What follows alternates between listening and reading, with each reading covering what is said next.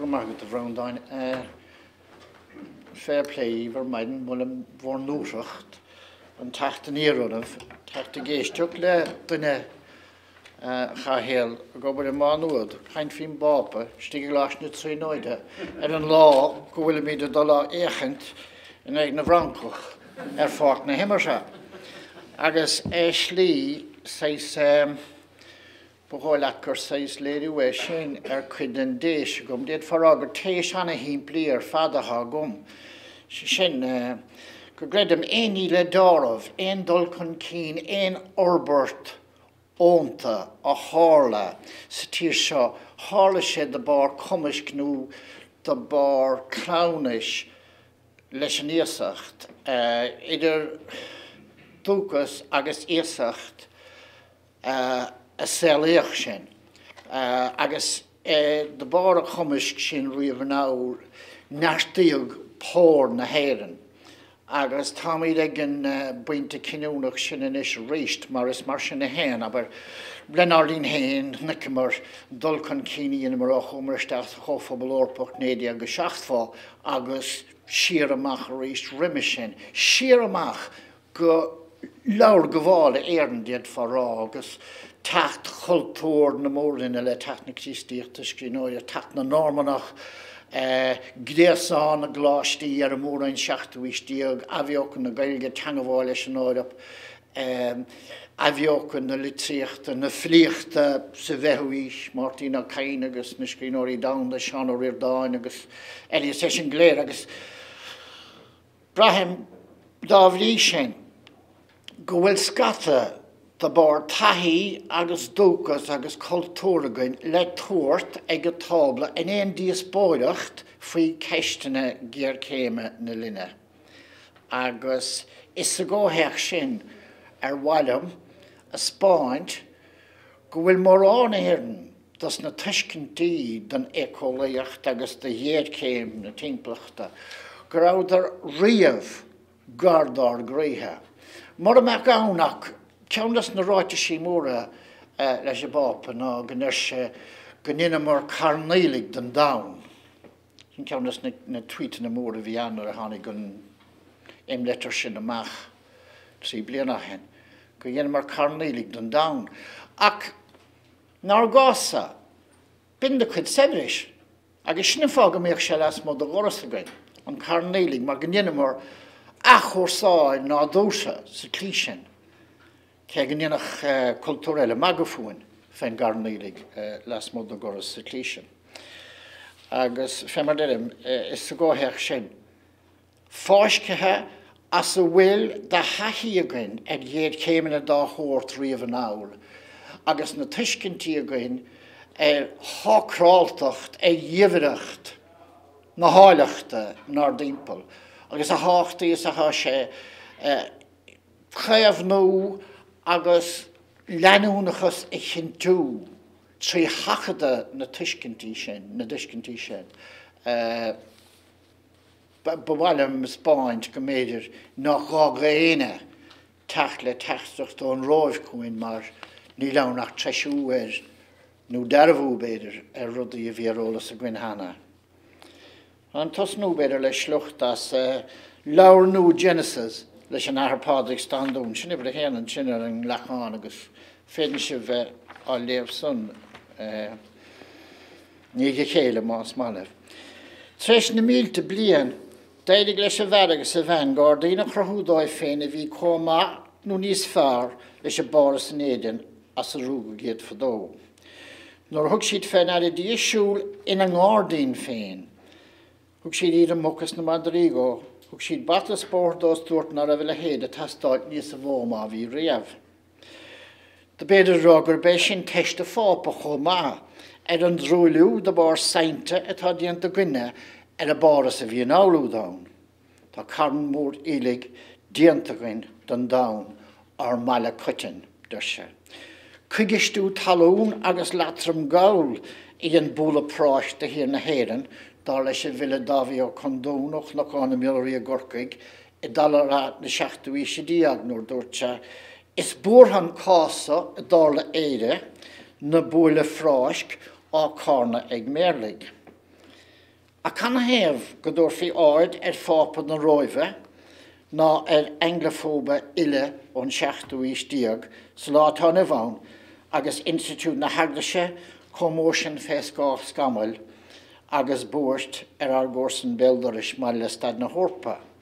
Wel marle rudde, is gaul is bapa oina fehitsi evrehe an papa prinsisho, agus adjournamento avioken na shaskadin ar Greek, a winning le carte shivilta, agus corrin fene, agus an dlovent again gormecht hoshilta, na gearkeim na hekolechta.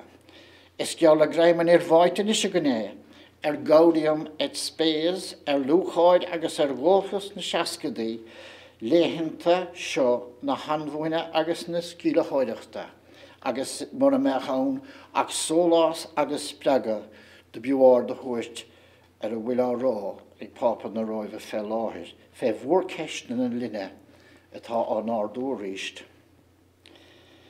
Ne huna a chud imlitsacha, ve listan na laur bevor deal, agus wil de analys gear koshuk unta voor aiben na krinne, ser o ein spéis agus o rechlente na bolatori. Agus ma sein kosha spridne linne iad, Keen titel na man chummersaide, is leer go le papa lor nernig, maar de le moor kesten na pranik en heraide agus na timpelachta. Pope urges world leaders to examine conscience. Ecological damage is a result of thirst for power and material prosperity. Asian mar counted in Irish Times, Gavlianain. In Guinea alt, free Hogail round the parish, Gavlian and Fesquidia, for 25 years of trying to save the world, we made Frank MacDonald. An accord will be reached in Paris, but it won't be enough. So it's vital that world leaders incorporate in the agreement a transparent and effective review process to ensure that countries accelerate their efforts. Agus aimse na dilta in aantracht na shunana in Nirig, vach áhas a bapa a chlos, gur fentanyl tool ar ein intinlesh. In Althar Tiddle, one of the best flood defences is using local knowledge. As flooding gets worse, we have to spend enormous amounts of money on engineering solutions. But in fact, one part of the solution doesn't cost any money at all. It's called listening, or to give it its political title, it's called genuine local democracy. Top-down, very expensive technocratic measures may have to be part of the response, but they will only work in a political culture that has eyes to look at the land and ears and listen to what people know about it. Tá na hasratha hastíon leis an éagórthaíocht toshielta idir sever agus dever an sosahaile le haint ar a goríl fulla túil fel láthir agus an agalah le linrán uachtarán Aontas na Macléin an son í fadóhin agus an isis agus in Shanadóid. Gnéaltar ag Carol O'Brien an Irish Times fan did school dropout, single mother and student leader set sights on Shanadusha. At the heart of her politics is a crusading zeal for social justice, laced with anger at how the odds remain stacked against the less well-off.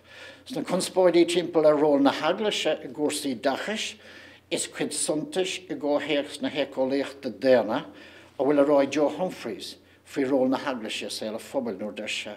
For historical reasons, the parish remains a key identifier around which sports clubs, fundraising efforts, political campaigning and educational activities typically revolve. Spread na chuliachta a hastíon down untas na baha agus na behe of Lasha, dar leis an ólaí William Campbell of Uig Dúis Nobel na chuliachta a bort lena cholachaíon tapáin, Gavlian hinú dúcha. Gabriel Rossetti, the English poet, felt sorry for atheists because they didn't have anybody to feel grateful to. That always struck with me because we have so much to be grateful for.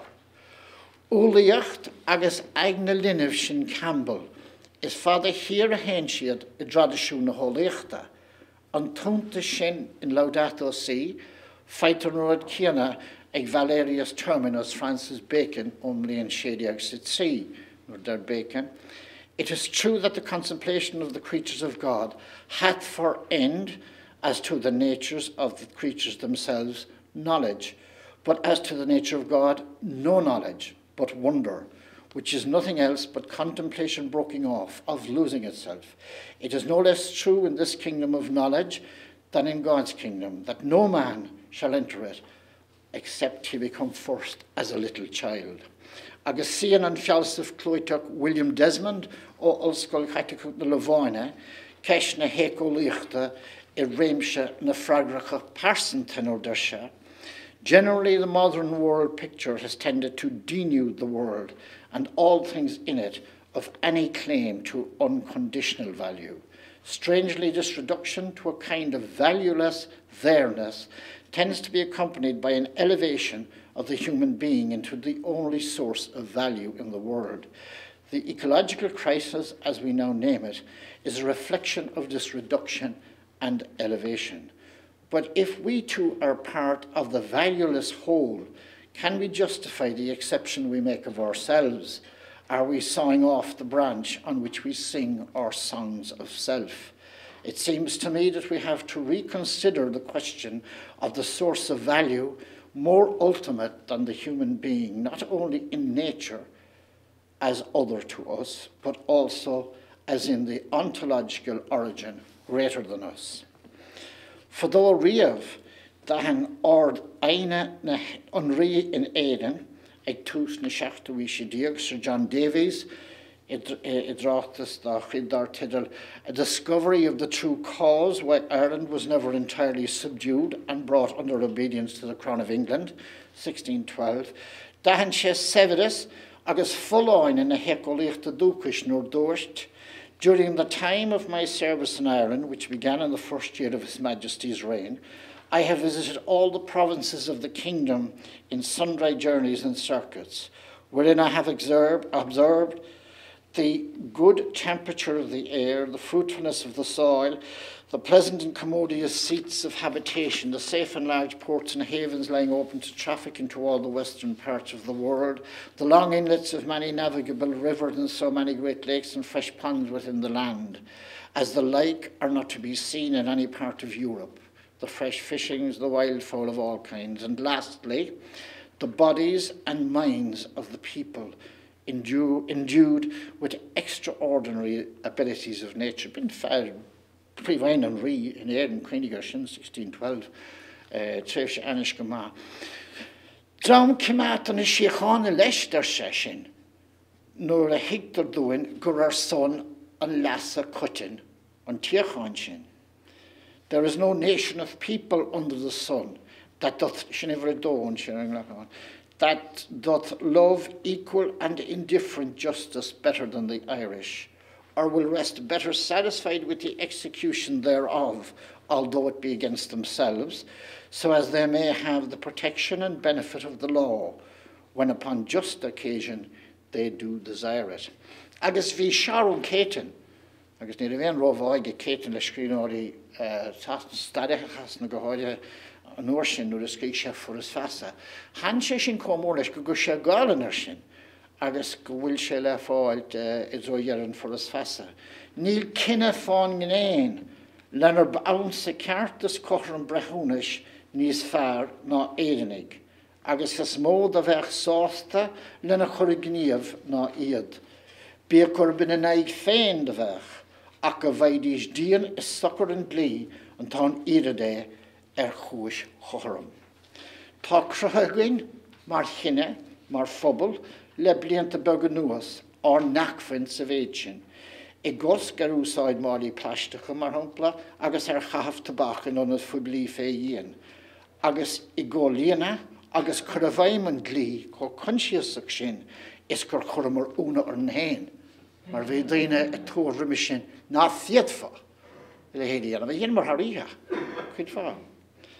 Sés dianta dúin mar sin inis, ná scaga dhéanamh ar an imreatar seo ón bápa, mar chachú agus mar dhearbhú ar an éireacht sin is dúchas dún darlumm. Siar amach sa chéanís ar fad, chud ever gan fital ar áileach dhéobhar na timplachta, áileach a hnéimiid, fós slí an Atlantic íáin. So is rutin fel or Rosgafr ginen sin if the cash me gair mwys me tong dílen me glor mara me dab rud drichtu lidonach wasel ord rain drichtu diaver Canada bunt sin a makalú sheer tríd na híisina agus a bhhailin fós. Tá mórán le chuachta gin mar sin idir chultúr agus chedih ná bhiste chu sa bheith agus sinna tuairt aig a móthir seo rónamach im líonta seo na gomórthaí sa bhaile agus na géir céime idirnáisiúnta. Mína pápa féin go sléir fána him litseach nó deise, tá ceistena áide é cholíochta ann gur dachar có éon tú lehan gáilte na déamh. Tastíon ó minister dhearbhú a rístelle ná tastíon ón aglis ceistena óléochta a réiteach ná dul an áit na polítíochta. Ach tastíon óin díospóideocht ónric oscailte a chochú dro ná díon hí pártaí ná idí óléocht le chuiristeach an bheith chutin. Sin le rá gur chuid leanúnach de hagas sóisialta na hagla sé im litir seo. Tá sé go námalah go gaithí cíastathe freigart dá ngaidan. Ní gné cháisteach ná ceann de gníir a breise na tsócra éirechuirt an dímpelacht. Is staid na linne seo den tochaí gánda, mar a bhfuil éagóid go líanamh rábach agus líana naine gan cearta bonúsacha déna dul méid, déantar ráha I bhór na mocht. Tá sé sin go neamhalah go lán. Ní gáúhain fé láthir ach féchná dímpel chun éiscint nuamh gur bé tá sa ráha seo ná ordú eticach atá riachtanach de hecht an maith chutin. Agus ní hinna bháine mar sin an conceap na maithe chuitine go dtína glúnta le teacht leis. Ní ráha an blúfártaíocht solidarity idir na glúnta a ceist bhunúsach, córa agus éagóra mar an dam a fuidimar is na dtíine a leanan sin chomh maithe. Is déana fós atá an téacólaí Americánach mór le rá Wendell Berry lucht de tefris as san sladatha diantacha chearta na glúnta tá le teacht nó deise. The reason that we are a rich nation is not that we have earned so much wealth. You cannot, by any honest means, earn or deserve so much. The reason is simply that we have learned and become willing to market and use up in our own time the birthright and livelihood of posterity. In Lord bringing it to the table on Tedlan Lord. Madele im Lord of Fapa is all cantic negantic le nave Princes de Sissi, Tedlan na himlitchach, Laudato Si, Mullada to Hirna. Over na himlitchach again or Nolgus Coidem ile or Malacutin, no, Frimar is Cotientoch or Hortanisha and Ecolecht. The greatest radical in Christian history since Christ, Organs Glóide, Cloiteach White Princes de Sissi.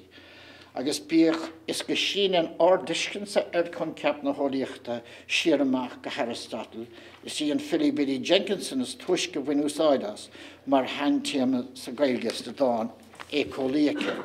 Tá sé sin chuir síos go bhain sin mar an miló mar éh le ceir. Agus tá sé sin arólas is scata mar bhíoch sé cuasa na háteisten sin ná bhfuil sé fósánach. A person dáin in seo a minigéire cosint éagsúlacht dhéomhar na croíochta éagnú agus díthú agus chuile an sort fudéigen atá dhéanamh ag man béaldorise. Agus sin mar a bhí ag na Princes leis faoi mar in sin Tomás de Solano doin ina bheithsnéis. Déir Princes go bhág faoi chuid de gádaí na manisteach go búin gan lámh a leganéir don go bhásach bláhan na fiáine agus lusa ann agus go bhétadí siúd a decachiad a neig na gárdó. In onad an dain a bheith ina aible réiteach is rún díomhaid le machna bhéir, le mulla agus le lúcháir.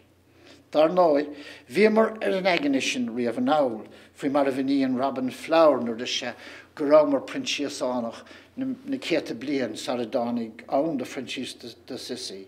Siarmach goros gavagin fe march nikmor.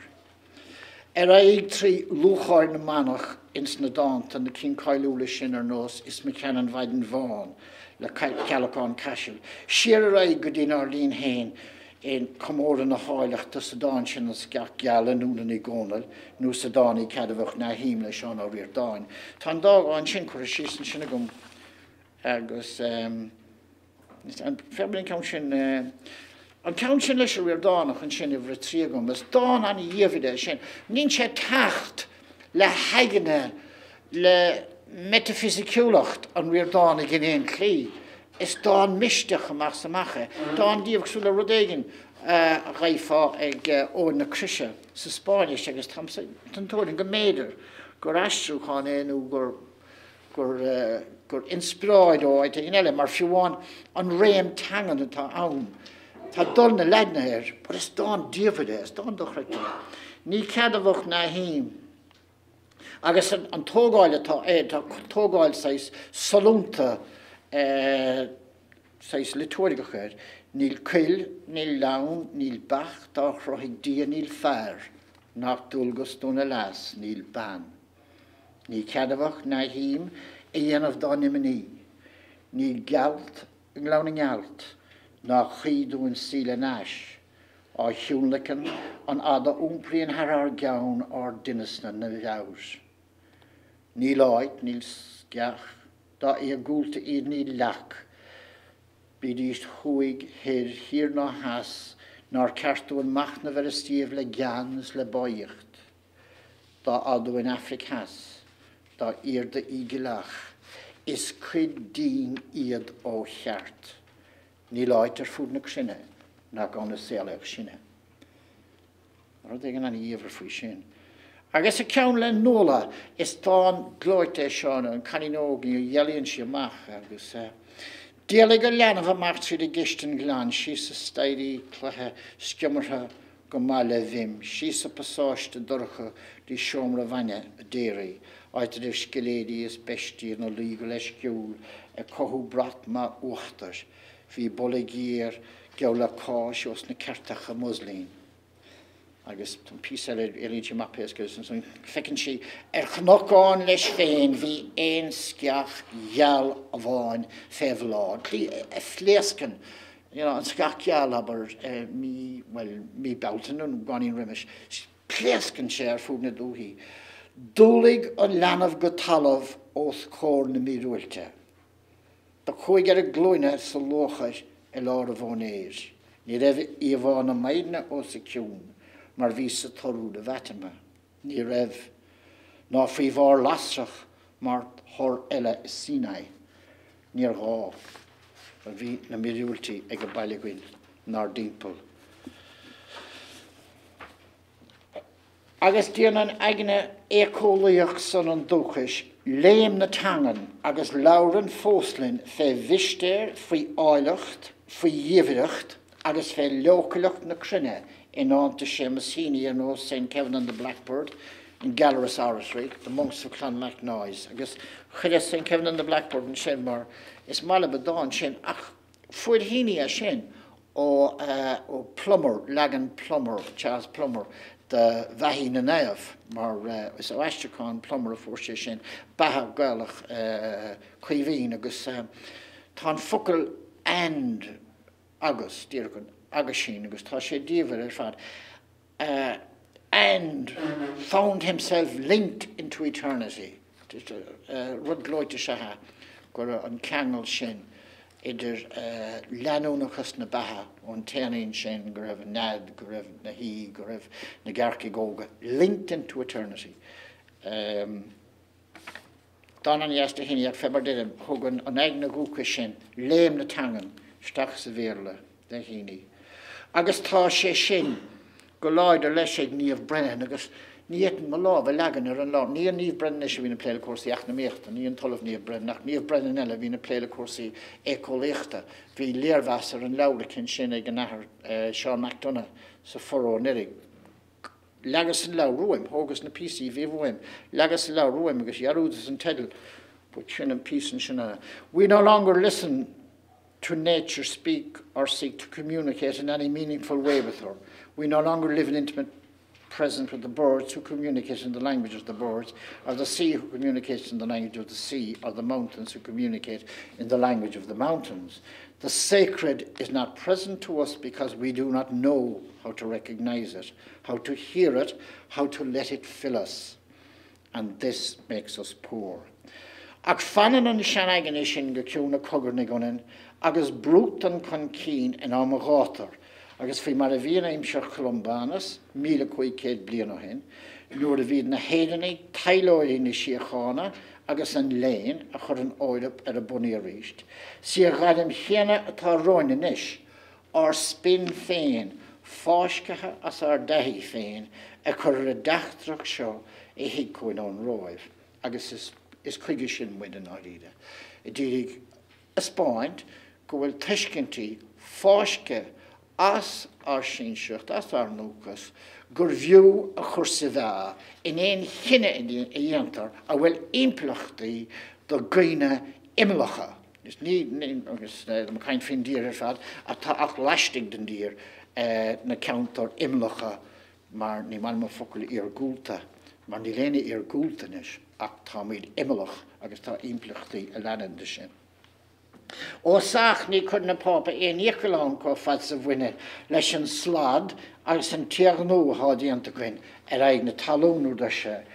Gléan ar siúr Mother Earth ar siúr seo an isorn tuisc na gréocht imrímarise len ar núsáid agus len ar miúsáid na ragarach a bhuine mar as na nethe áile a bronnachorn. Tá mé take ar an dóidem gur sinne a tíirne agus a máiste, agus é dé cheart a gain I sreacha mar as áilinn. An foréigen in ár grí tá haula fiscint sna cóirtí galar sa chré, san isce, san éir agus a gnéthe ile na bathe. Agus is a déirmí an réigen chéana sin a cían Louis de Péir ar miúsáid de acfaní na crunne sa dúan glóid an nolig sin ige uachtarard gá bhíle. Gus me an versa sin ibh hochtan sin.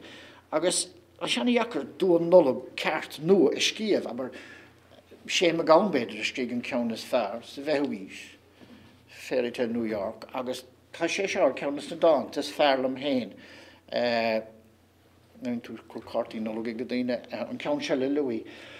Maar tá sé fiochan sé mach na nó gur maidin na nóchtarás, nic sé brat snacht ar fúd na dóhí. Agus can sé cuiineh sin ar conas gur sé sí sa sin. Ní carta poist go bailach, ní díach rud I far carta poist. Ach telegram, mar rud oban na bhfuin getasta de ban telegram fadóna ha. Telegram ó bhol chuig na saolaíochta. Molwyd na saolaíochta, nóir éidig le scat ná seachaltan a srasgart. Is brat chrí gahach na hólaíochta a rupa ina chrí ceann sa snachtaí. Tá foréigen an láidir an sin, an ceacha, an téignú atá diantagain ar a dain, ar a dalamh. Agus is tá an glóite sin, ten sé réigus tá mála. Ach ní scéal callach an úfáis ag a bách beag Louis náid níomh brennine, ach an cheist dul chun práinan ag an lé ó chuine da seachtarí idirnáisiúnta ar nós níon na Chomsky, aber mar ní sin a bháin, agus ní déanana bhá chéile tá ní brenn nó ar good hain. Se mar dúir Chomsky, ceir blian ó hain, I gaint ar teidir who owns the earth. Who will uphold the rights of nature?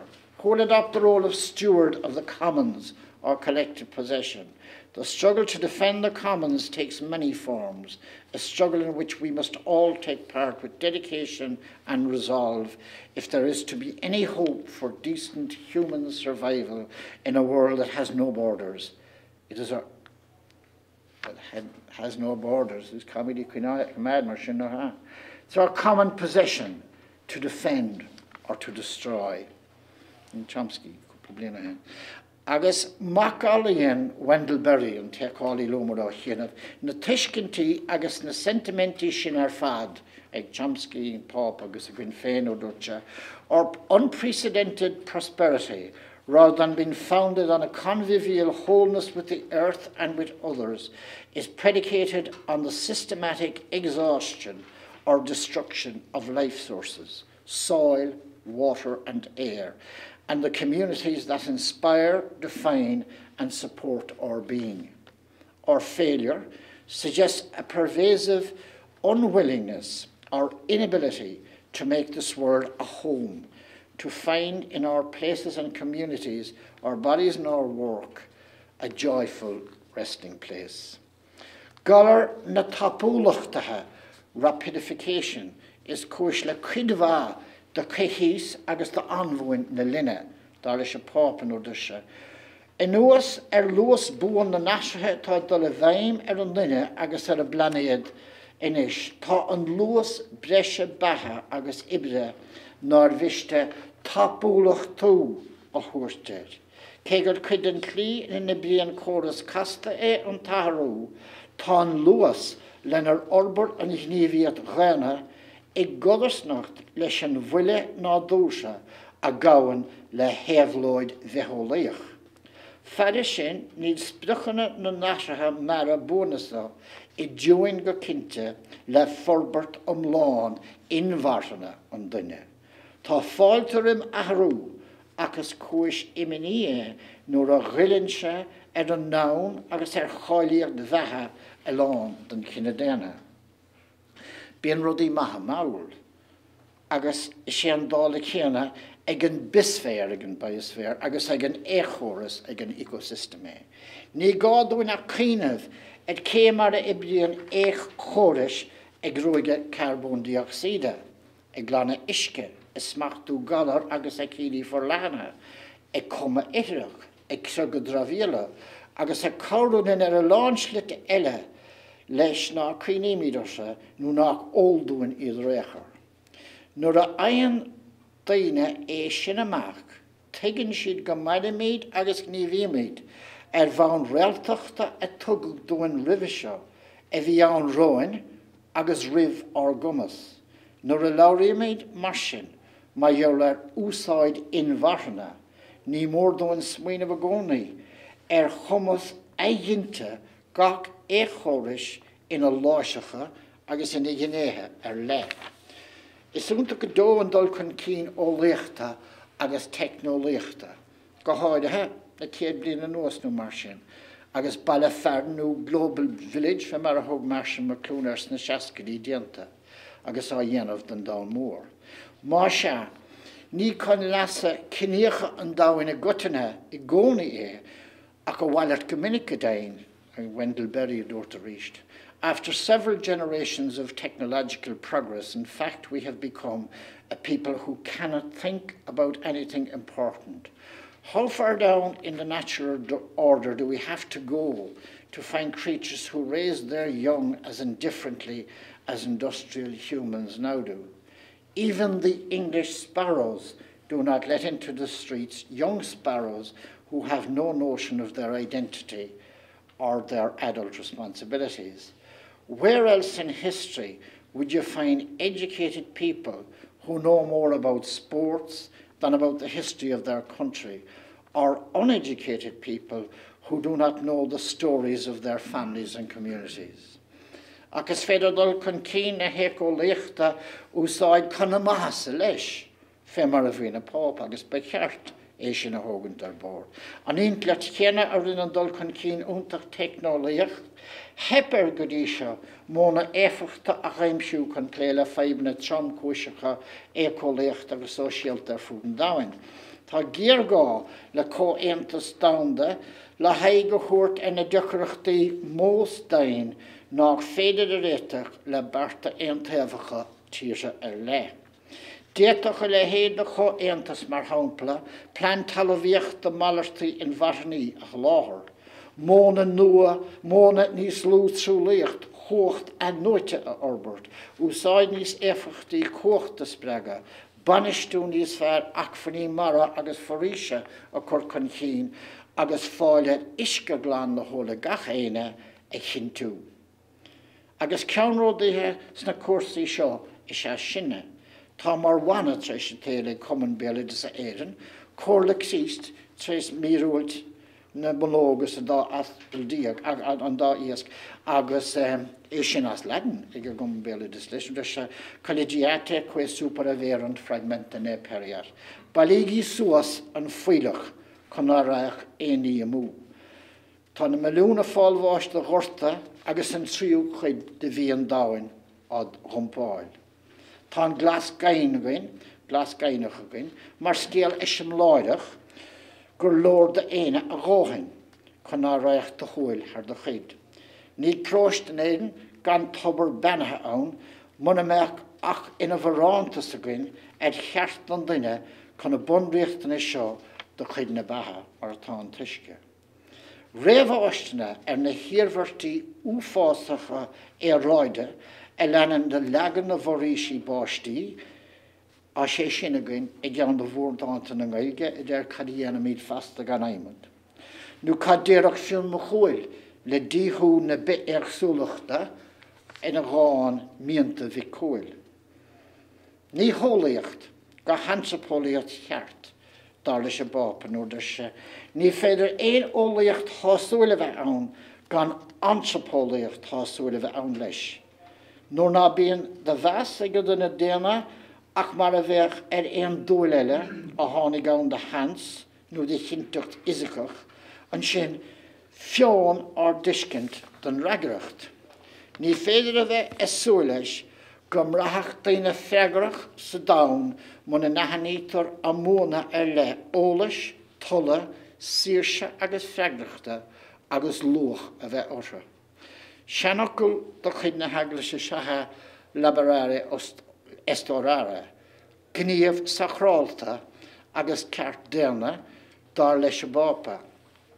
Crothaíodh sin le gadam chun ibre. Ní heb a cheart a bheith mar spriochagan forbert na technolíochta a churannáid an títhir ghaine níos mó agus níos mó, mar ghuileach sin ar a gine déana.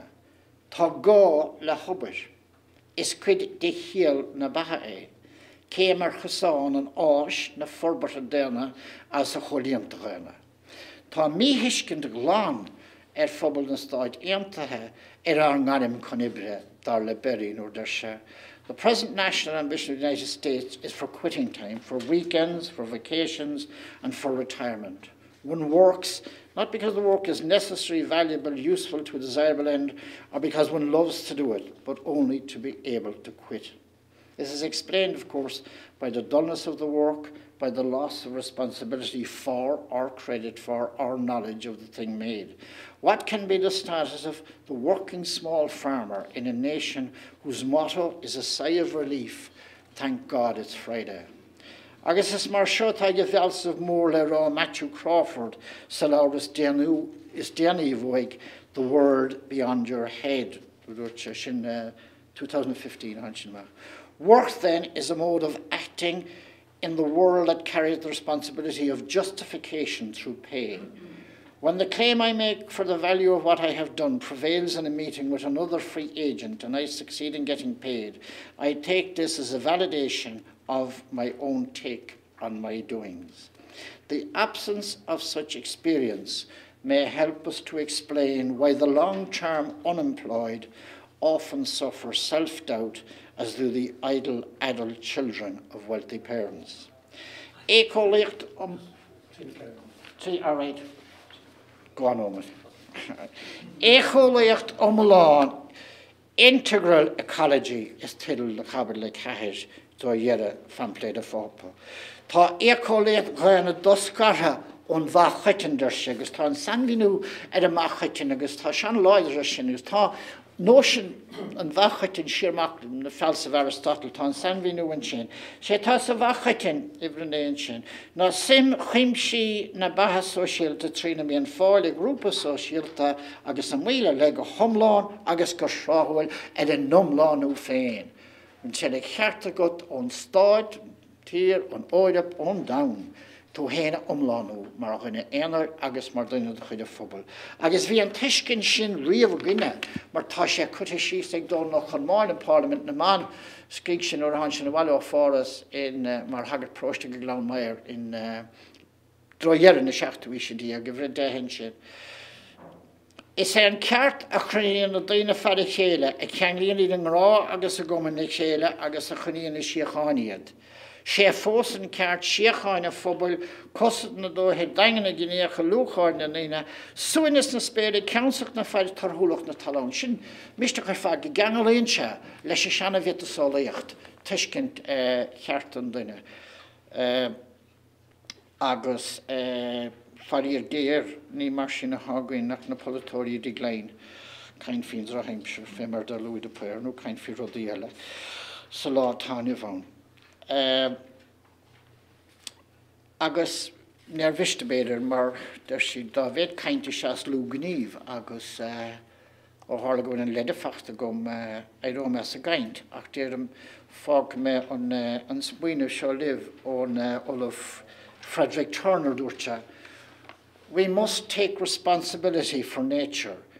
That ecological modesty which asserts that we are only one species among many with no special rights, we may now see as the abdication of a trust.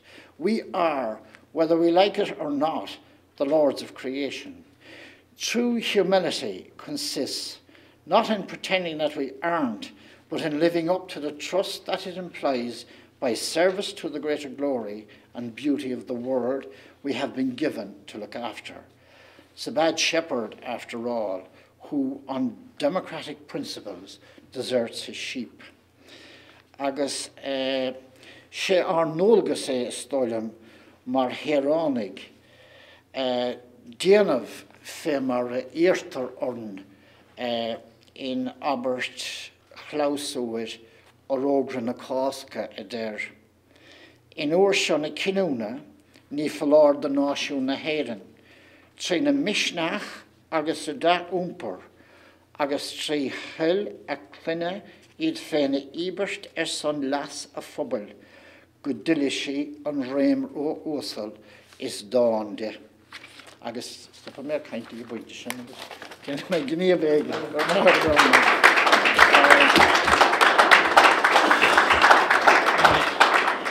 Mágad a bhróna.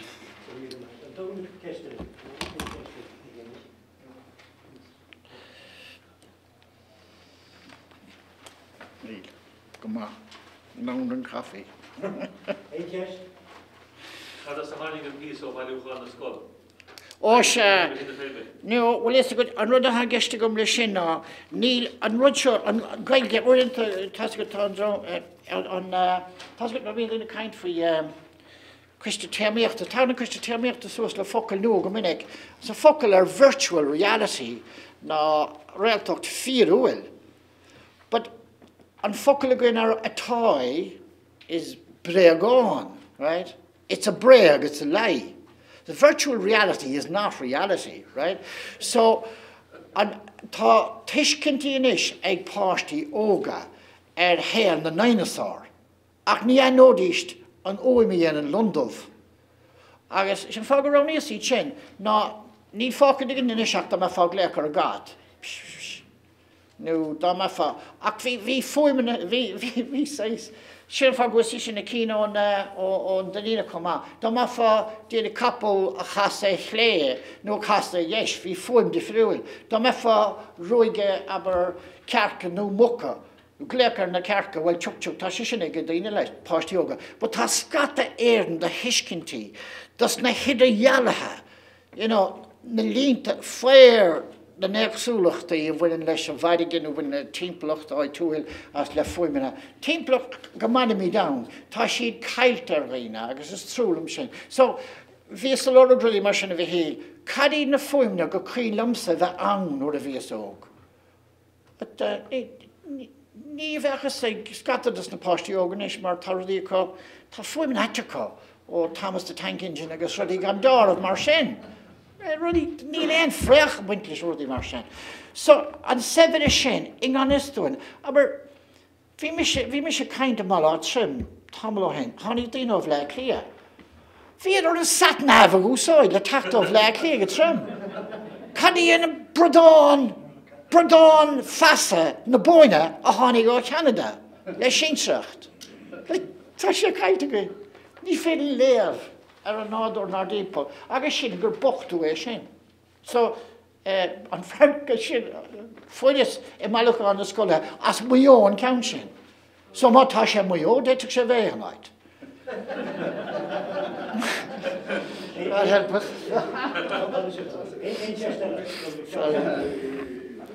Happy is later made to touch so made to straight John Dunbox age will be uncomber more uncomber John no again Saudi uncomber no village parish done or spin vein and horror near on Wayne Road yet captain to the Tarish Commission like tradition going on them down and take a good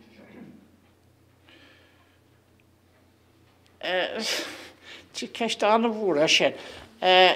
Bhí, si d'Americánig is mód í nó las mód, dána neas gan bhir dána gan sé ceol counter. An dróm ó las mód a gná, si sun an dróm aníon ar masca, dinto, sin an dróm las mód.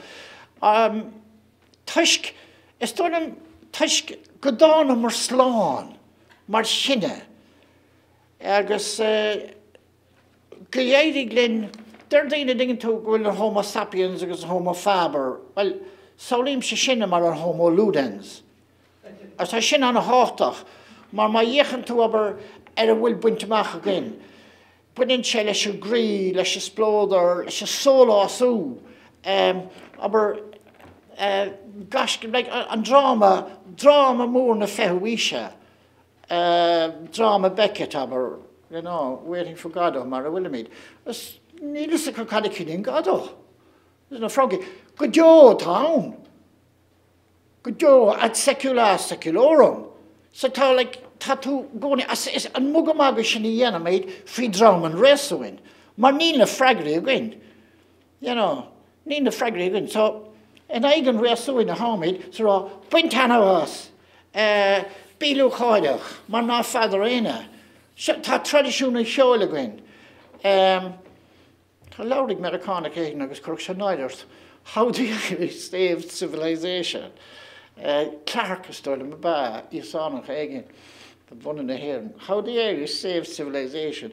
Well, you know, there are on Homo Ludens, like Beckett, no Joy Saber, you know, and the sunshine having no other option and nothing new, or Buck Mulligan Rose looked over the snot green sea, you know, agus. Vumal she romancecht and vela fadamakla enakalawan. So, Kidimid, always ready to react against the despotism of fact. Nach shin on the dort matchwarnal. Shin on roll sahagina. You know, on Klausani sahuna. On Madre he sabonafictor barocco kuyen moon at a rudder fad. You know. August ni ha after tashishin ta roll on a hartach and shin. Ding to roll na hira an a háach, mar ní cearta éana bheith có mór chúise agus dachtáireacht is cúra sin ar a tíirse ar hirsin dune agus ar hir na tíre go bhfuil an sort san splódar a buint leis. Sin fá go dit an táin mar hampla as institúd na hagriise. Mar rud bréige bathe, rud a tugusteach. Sé péil bhúra sin gan dáramh, you know. I'm just going to go to the day. Ceannas de cé gláint agus. An protestúnach ba a chan me suas a chnoch diach mar a doras tan fós a fechantar ben St. Luke's a gorcin is ceannas de cín fóra a hóg aigid mór nuair a bhí an tarmánach. Bhí an rud a bhí scítar an nuair steach seúint. 3 cans only. So sin tá sin a láthair sesiúnanis. The cheolalas mar sin. 3 cans only. Mar bhí the lán dá dách tain. So got 2 kicks a ton of action. So like ní sesiúning ngailge cílíonn sé doch agus ceol, ní cílíonn sé cás cuarta. You know, the court is now in session. Yeah. The concert is now in session. All right, so on Friday, agus ní Tom Lond I need if we shan. Agus sinna fogel mass ordin san hoida. Bí mi ar a gumpord. Ní ceart a bheith dul saolann sin, nis cámid, cifal cámid inde a fechan cosalúta le Angela Merkel. Lighten up. Dunno, ní sin ar nádúr, a tá measarn dá réir. Nor a bhí míid, ní mar giocha ginis, ach sin ar ról, agus féach ó U2 go leor ceannis. Siar go leor ceannis ó U2. Is a réimse sin. Splódar agus dúdláid sa fisticiúil. Mar sin atá leor ceannis. The Gospels. Fancy doodling, but still doodling on the Gospels. Dunno, sin credim go láidir, sa gné sin onin, always ready to react against the despotism of fact. Cé thusa le bheith féchant an nús orm, nó réine. Sin a haggis.